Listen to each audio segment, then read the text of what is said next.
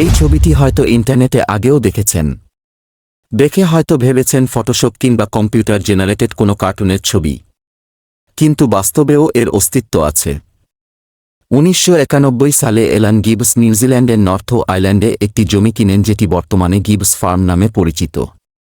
বর্তমানে এই স্থানটি অসংখ্য বড় বড় ভাস্কর্যের মিলনমেলায় পরিণত হয়েছে।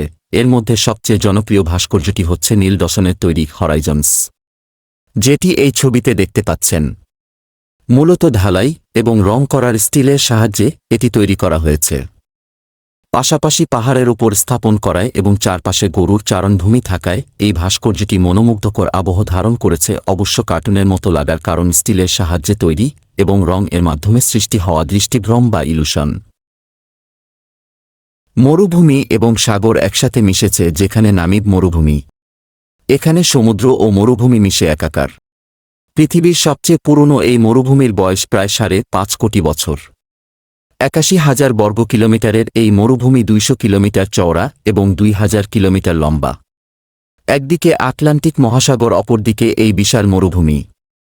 যেন মনে হয় মহাসাগরের সঙ্গে গভীর প্রণয়ে মিশেছে পৃথিবীর সবচেয়ে প্রাচীন এই মরুভূমি।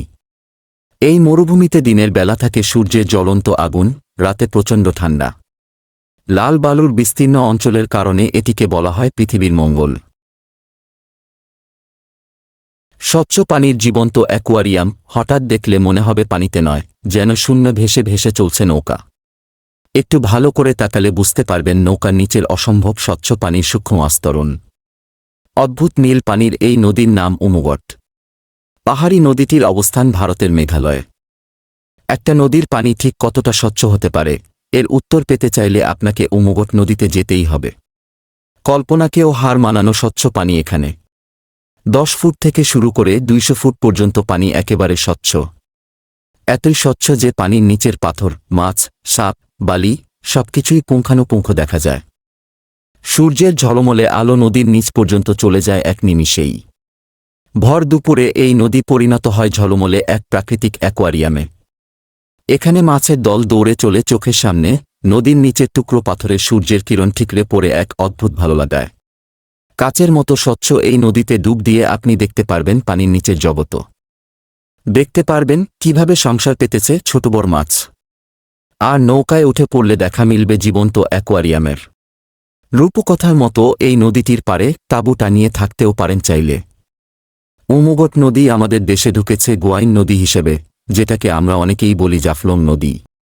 বাংলাদেশের একদমই কাছে এর অবস্থান। জাফলং থেকে বড় জোর 8 কিলোমিটার গেলেই পেয়ে যাবেন স্বচ্ছ পানির এই নদীটি। উমগটের সৌন্দর্য দেখতে চাইলে এখনই আদর্শ সময়।